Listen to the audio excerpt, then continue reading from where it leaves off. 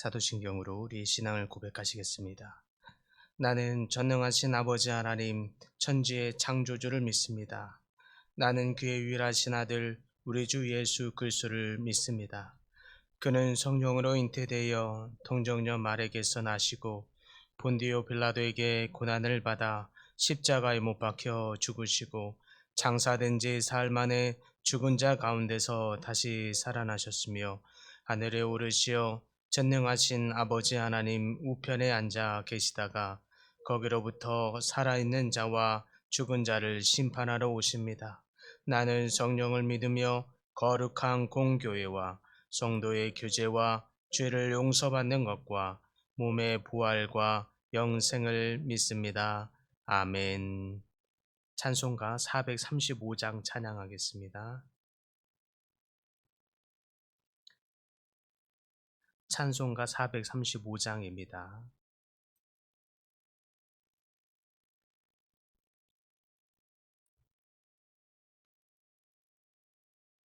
나의 영원하신 기업 생명보다 귀하다.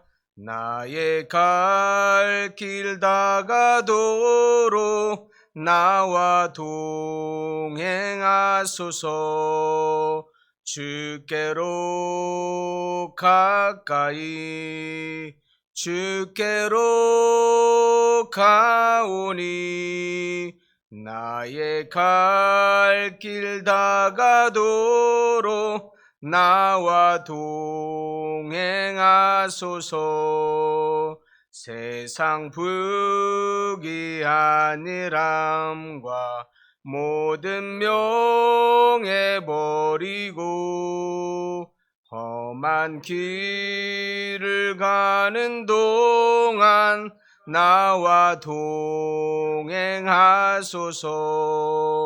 주께로 가까이 주께로 가오니 나의 갈 길 다가도록 나와 동행하소서. 어두운 골짝 지나가며 험한 바다 건너서 천국 문에 이르도록 나와 동행하소서. 주께로 가까이 주께로 가오니 나의 갈 길 다가도록 나와 동행하소서. 아멘. 오늘 말씀은 요한계시록 9장입니다. 요한계시록 9장 1절에서 11절까지 말씀입니다. 요한계시록 9장 1절에서 11절까지 말씀, 신약성경 407쪽입니다.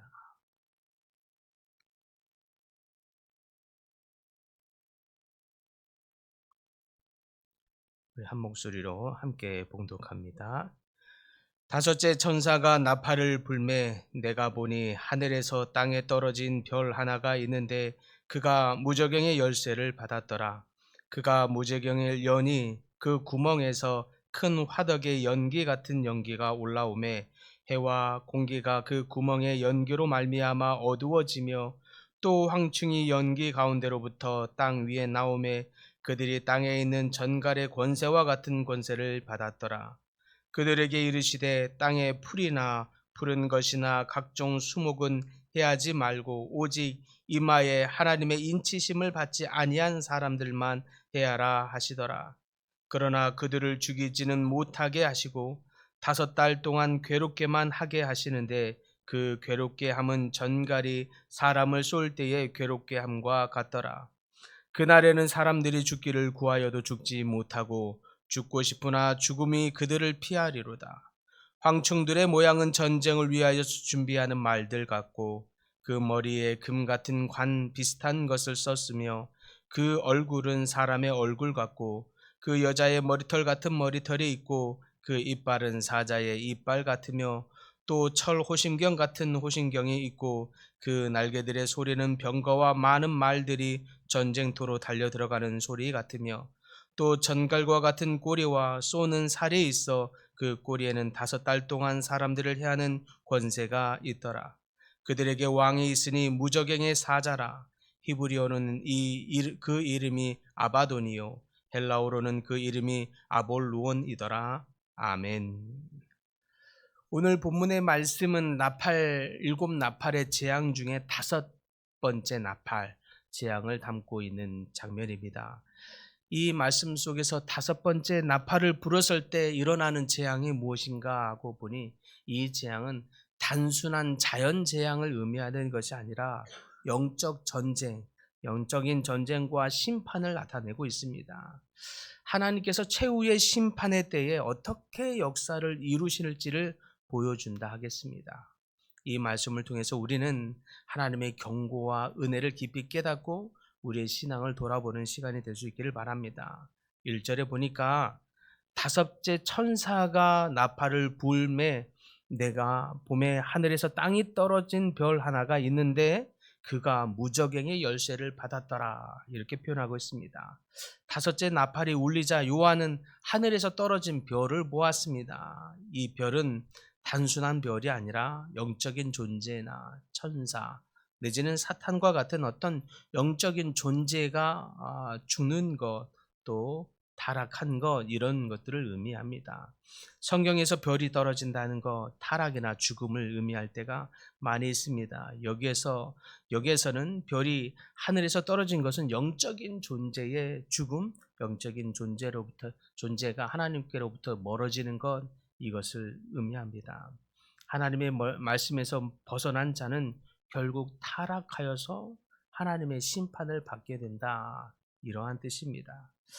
우리의 삶도 마찬가지입니다. 하나님께로부터 멀어지면 우리도 결국 이 별이 떨어지는 것과 같이 어두운 곳으로 떨어지게 됩니다. 그러므로 우리는 항상 깨어 기도하면서 하나님께 가까이 머물러 있어야 할 줄 믿습니다. 우리의 신앙이 흔들리지 않고 말씀과 기도로 무장해야 하는 이유라고 믿습니다. 2절에 보니까 그가 무저갱을 여니 그 구멍에서 큰 화덕의 연기 같은 연기가 올라오매 해와 공기가 그 구멍의 연기로 말미암아 어두워지며 라고 표현하고 있습니다. 무저갱이 열리자 어두운 연기가 올라오며 해와 공기가 어두워졌다. 이 연기는 이때 나타나는 이 연기는 영적인 어두움, 영적인 암흑 이것을 상징합니다. 그러니까 세상이 어두워지고 혼란스러워지는 것 이것은 결국 하나님을 떠난 결과로 주어지게 된다는 거예요. 우리의 영적인 어두워지는 것은 반드시 하나님을 떠난 결과입니다. 우리가 하나님부터 멀어지면 우리는 반드시 영적으로 어두워진다는 뜻입니다. 그래서 이 장면은 사탄의 활동이 더욱 강성해지면서 세상의 혼란과 고통을 가져다주는 이러한 상황을 묘사해 주고 있습니다. 오늘날 우리는 참으로 세상이 어두워지고 있는 것을 보게 됩니다. 혼탁해지고 있습니다. 점점 심각해진 도덕적인 타락을 보게 됩니다. 죄악과 폭력, 혼란이 증가해지고 있는 이 모습이 마치 이 세상이 어두워지고 있는 이 모습을 보여주고 있는 것 같습니다. 이는 우리가 더욱 영적으로 깨어 있어야 하는 이유라고 믿습니다. 하나님과 멀어질수록 우리는 이와 같은 더 큰 영적인 어두움 속으로 들어갈 수밖에 없습니다. 이 어두운 시대에 우리는 더더욱 하나님의 말씀을 붙잡고 그분의 말씀의 인도함을 받아야 할 것입니다. 3절에 보니까 또 황충들이 연기 가운데로부터 땅 위에 나오매 그들이 땅에 있는 전갈의 권세와 같은 권세를 받았더라 라고 나옵니다. 무저강에서 나오는 이 황충들 이것은 강력한 영적인 존재들을 의미합니다. 이 영적인 존재들은 사람들에게 고통을 주기 위해서 보내지는 존재들입니다. 이 황충들의 역할은 극심한 고통을 주는 것입니다. 결국 하나님으로부터 하나님의 심판의 도구로서 우리가 영적으로 멀어지게 되면 결국 이와 같은 영적인 큰 고통을 받게 된다라는 의미입니다. 우리의 삶에도 이러한 고통과 혼란이 있을 수 있습니다. 우리는 때로는 이해할 수 없는 고통을 만나기도 하고 거의 죽음보다 더한 고통, 절망을 경험할 때도 있습니다. 그러나 이러한 고통 가운데서도 우리는 하나님의 손길을 더욱 붙잡아야 할 줄 믿습니다. 하나님께서 허락하신 이 고통은 우리 백성들 하여금 영영이 멸망시키기 위한 것이 아니라 도리어 그 가운데 돌이켜 하나님 앞으로 나아오도록 깨닫기 위함입니다. 그러므로 우리는 고통 속에서도 하나님의 의도하심, 하나님의 뜻하심, 하나님의 인도하심을 볼 수 있기를 소망합니다. 하나님의 은혜를 구해야 할 줄 믿습니다. 그래서 11절에 보니까 그들의 왕은 무저갱의 사자니 히브리어는 그의 이름이 아바돈이요 헬라어로는 그의 이름이 아볼루온이더라. 이때 인간에게 고통을 주는, 즉 하나님으로부터 멀어진 자들에게 있어지는 영적인 어둠으로 말미암아 고통을 받게 되는 이 황충들의 왕이 있으니 아바돈 내지는 아볼루온이라고 말합니다. 이 말은 파괴자의 왕이라는 뜻입니다. 파괴자. 즉 이 존재는 사탄의 대리자로서 멸망과 파괴를 주도하는 자입니다. 사탄은 이 세상에서 끊임없이 사람들을 멸망으로 이끄는 존재라는 것입니다. 그는 거짓과 유혹으로 우리를 죄로 이끌며 결국에는 영원한 멸망에 이르게 합니다. 그것이 황충이요 황충의 왕입니다. 그것이 파괴자 곧 아발론입니다. 그러나 우리는 이 파괴자에게 굴복하지 말아야 합니다. 예수 그리스도께서는 이미 사탄을 이기셨습니다. 그분을 믿는 자에게는 구원과 생명이 주어지는 줄 믿습니다. 우리는 사탄의 유혹과 거짓을 이길 힘을 예수 그리스도 안에서 찾아야 할 것입니다. 더욱 예수 그리스도를 의지하면서 우리의 믿음을 지키시고 승리하시는 우리 모든 성도님들 되기를 바랍니다. 사랑하는 성도 여러분, 오늘 본문을 통해서 하나님은 우리에게 경고의 말씀을 주십니다. 그리고 그 속에 담긴 구원의 메시지를 깨달으시기를 바랍니다. 다섯 번째, 이 나팔의 재앙은 단순한 우리에게 두려움을 주려고 하는 환상이 아닙니다. 우리에게 영적인 경각심을 불러일으키는 매우 중요한 말씀인 줄 믿습니다. 영적으로 어두워져 있다면 우리가 그 이유가 무엇인지를 깨닫고 돌이켜서 다시 한번 하나님의 품 안으로 들어갈 수 있기를 소망합니다. 하나님께서 우리에게 주시는 이 경고의 말씀, 그분의 말씀에 순종하며 살아가는 지혜로운 성도들이 되시기를 바랍니다. 세상이 어두워질수록 우리는 더욱 하나님을 붙들 하나님이 있음에 감사하시길 바랍니다.